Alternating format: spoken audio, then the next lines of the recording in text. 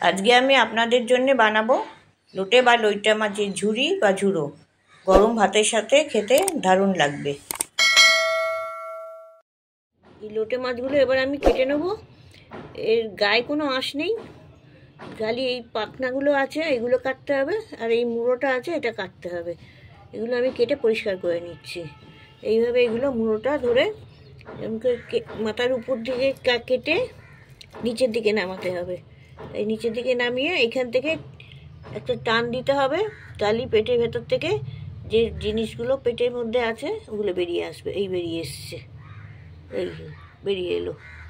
এরকমভাবে মুড়োটা ধরে টানলেই সব এগুলো বেরিয়ে আসে। বাকি এই পাখনাগুলো রয়েছে, এগুলোকে হাতেও টেনে এগুলো ছিঁড়ে দেওয়া যায়। এগুলো হাতে ধরে টানলেও ছিঁড়ে যায়, খুবই নরম। এইভাবে টেনে ছিঁড়ে দিতে পারেন, কিংবা ছুরি বা এইরকম বটির সাহায্যে এইভাবে কেটে নিয়ে। আমার বটিটাই সুবিধে, তাই আমি বটিতেই কাটছি। এই যতগুলো পাখনা আছে সেই পাখনাগুলো কেটে নিতে হবে, তাহলেই লোটে মাছ কাটা হয়ে যাবে, খুবই তাড়াতাড়ি হয়ে যায়। হয়ে গেছে। লোটে মাছের ঝুড়ো বানাবার জন্য কড়াই সর্ষের তেল দিচ্ছি। এই রান্নাটা পুরো সর্ষের তেলেই হবে। 3 টেবিল চামচ মতন সর্ষের তেল দিচ্ছি। সর্ষের তেলটা একটু গরম করে নেব। তেলটা বেশ গরম হয়ে গেছে। 1/4 চা চামচ কালো জিরে দিয়ে দিচ্ছি। ফোড়নটা হয়ে গেছে। পেঁয়াজ কুচি দিয়ে দিচ্ছি, 2টো পেঁয়াজ কুচি এখানে ঝুড়ো করে কাটা আছে। পেঁয়াজগুলো বেশি একটু লাল লাল করে ভেজে নেব।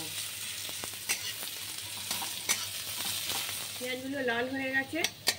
এবার আমি এতে রসুন কুচি 2 টেবিল চামচ আর আদা কুচি 1 টেবিল চামচ দিয়ে দিচ্ছি। কাঁচা লঙ্কা কুচি দিয়ে দিচ্ছি এর সাথে।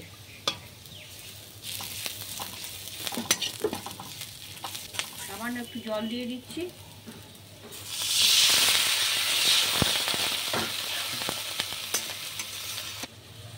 কিছু গুঁড়ো মশলা দিচ্ছি।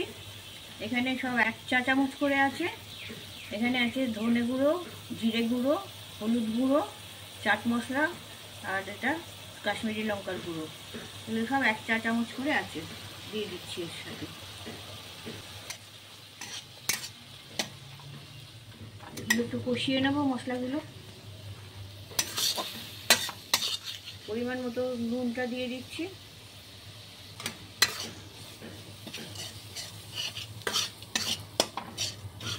মশলাটা তেল ছেড়েছে, মশলাটা কষানো হয়ে গেছে, তাই একটু জল দিয়ে দিচ্ছি। সামান্য একটু জল দিয়ে দিচ্ছি।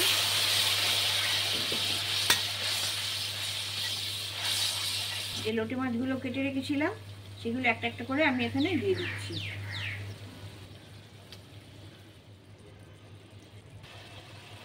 এবার আমি একটা ঢাকা দিয়ে দিচ্ছি, যাতে মাছগুলো 2 পিঠ ভালোভাবে গরম পায়, ভালোভাবে সেদ্ধ হয়। ওই জন্য 5 মিনিট মতন ঢাকা দিয়ে রেখে দেবো।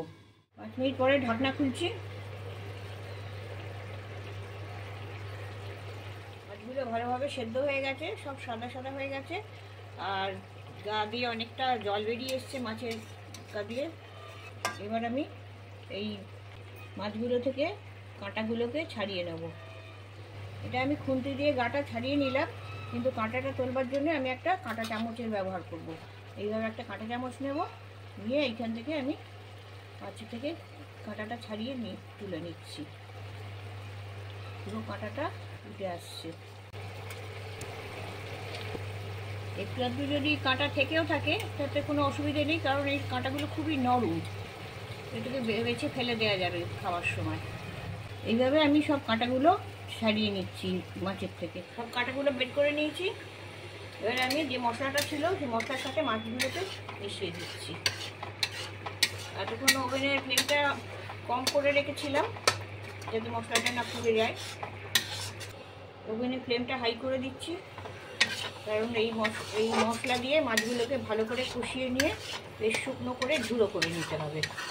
যতক্ষণ এই জলটা শুকিয়ে যায় এটা এখানে ভাজতে হবে নেড়ে নেড়ে, তাইতেই আমাদের মাছটা ঝুড়া হয়ে যাবে। মাছের জলটা অনেক একদম শুকিয়ে গেছে,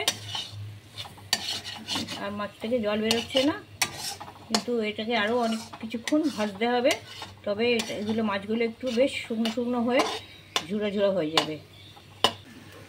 মাছটা আমাদের হয়ে এসছে, যত শেষের দিকে এটা হয়ে আসবে এগুলো কড়াই আটকে আটকে যাবে, ওই খুন্তি দিয়ে এগুলোকে টেনে টেনে তুলে দিতে হবে, তা না হলে ফিরে যাবে, আর এগুলোই ঝুড়ো হয়ে যাচ্ছে ক্রমশ।